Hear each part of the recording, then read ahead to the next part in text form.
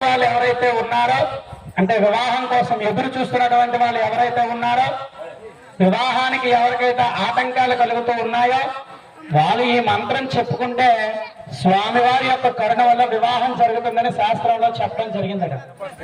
ఆ యొక్క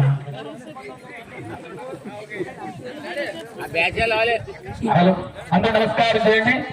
అందరూ చెప్పండి.